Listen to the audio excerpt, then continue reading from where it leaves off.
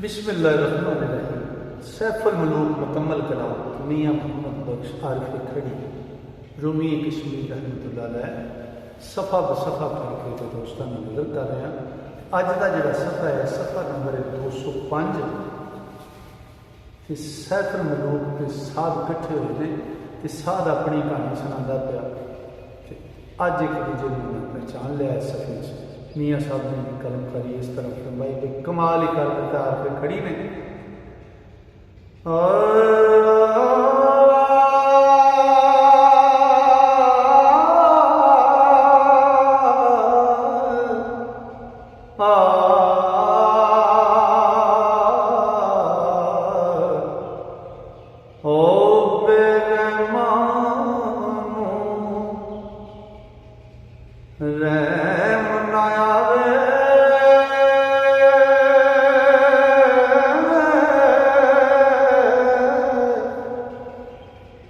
वेद मसीबत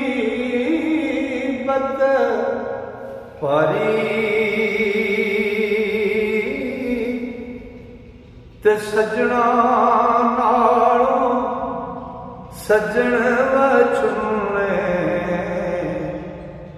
फिर रस्म कीती हत्यारी। ओ एक लेंदे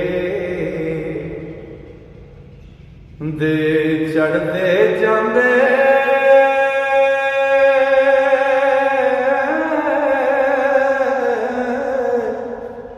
चढ़दे दे मुड़ लेंदे ते हिकड़ा सख्त नसीब अवले ओ पिंजरिया विच बिंदे। ओ दूर वतन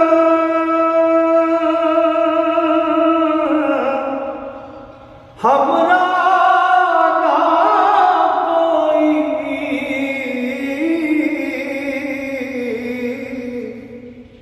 पिया कजिया पारा खोली कैद उम्मीद तेरी ते या मुर्शद सच्चारा।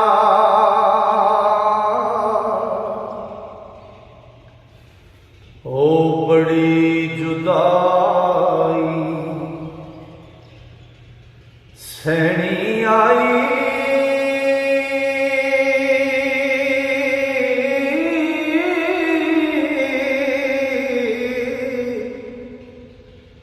लग गयो दिलदारा।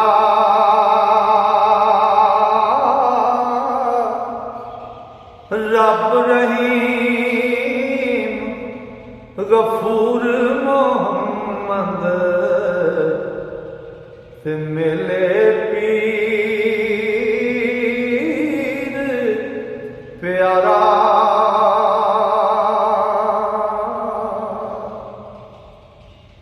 ते मुद्दत पिछे साध काई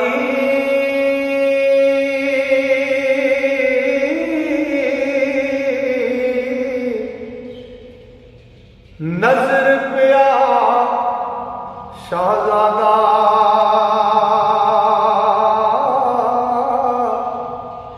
हाल सुना मोहम्मद बख्शा। ओ गल्ला छोड़ ज्यादा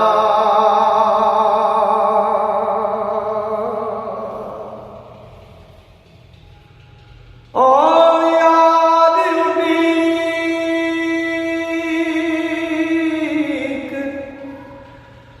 किसे अंदर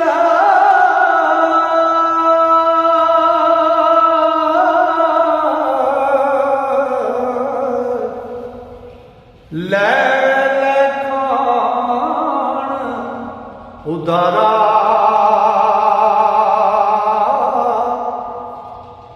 ओ सिद्धी साफ मुका कहानी ते ना कर बहुत पसारा।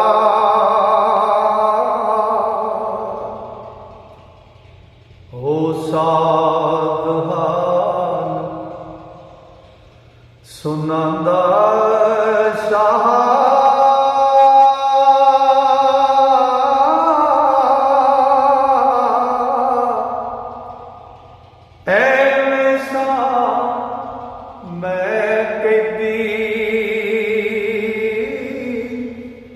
ते कदे खलास करेगा तो वाही आस रब्बे दी।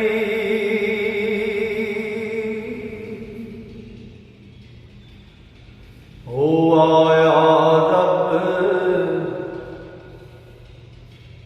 करीमी उते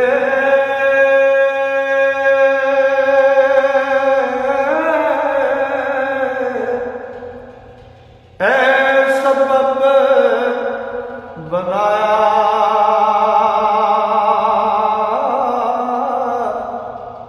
ते जो सुल्तान मुल्क दाया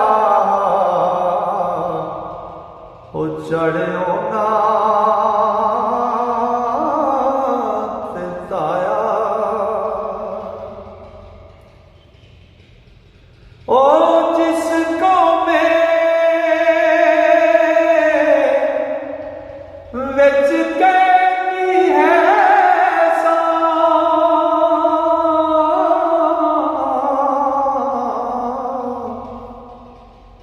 मैं परदेसी बंदा इस कौमे दी सख्ती आई ते मार चुका धंधा।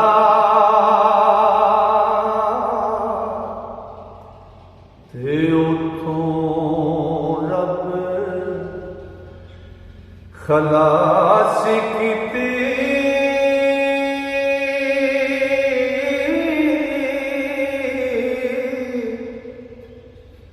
नस टुरियोस कर जल्दी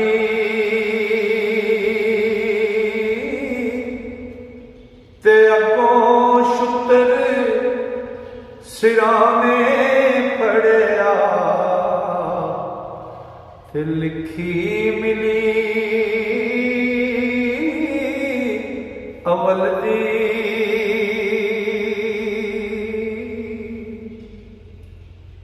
ते शुतर सिरां दा राजा जेड़ा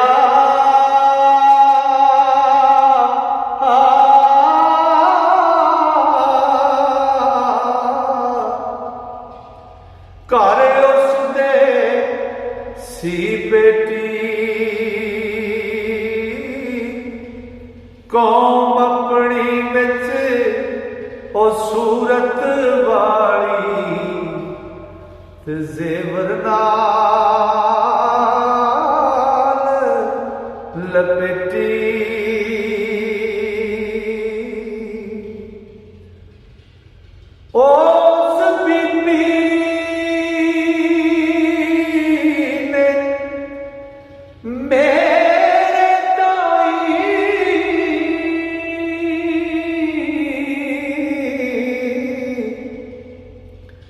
अपने को मंगाया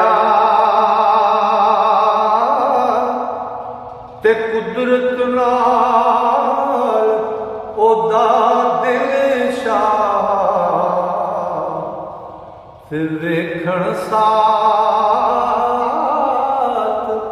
विकाया ते मुद्दत पास अपने उस रखिया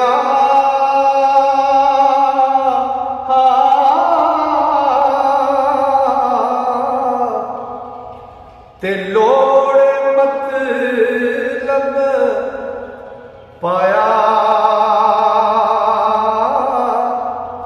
ओ तू भी फिर नस खलोता ते मौला पाक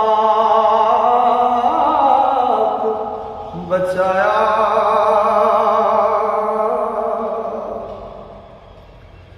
ते घनी कनेरी वेख मुशक्कत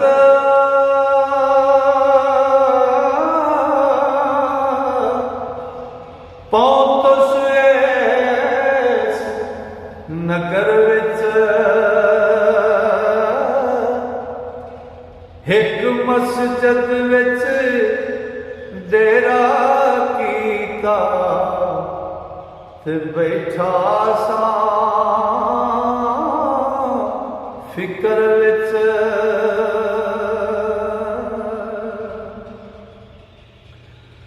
ओ एक नमाज़ी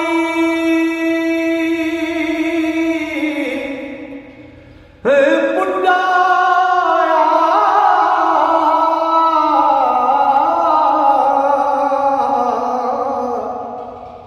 उस मस्जिद दा बंगा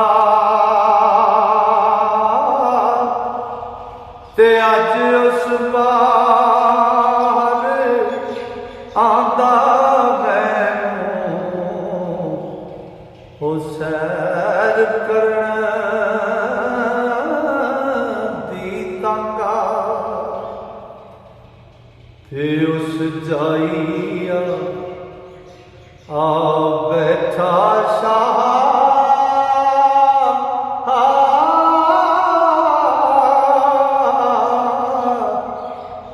जिस जाइयों तो दे आंदा ते सैफ मलूके देगा में अंदर ओ बैठा सा दरमंदा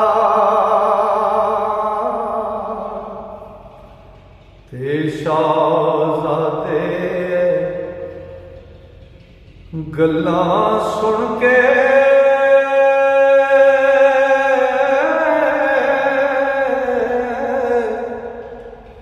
सात पक पछाता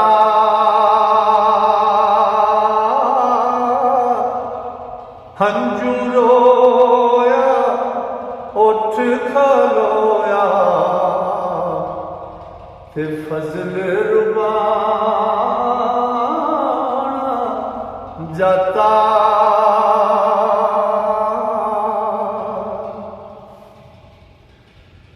साथ ताई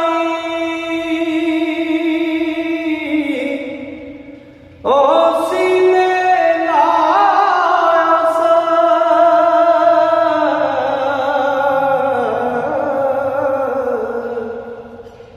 नाल प्यार सफाई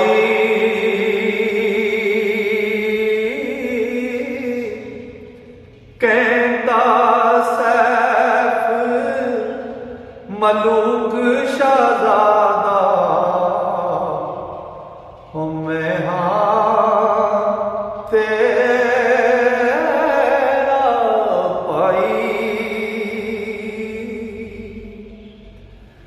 ते सैफ मलूक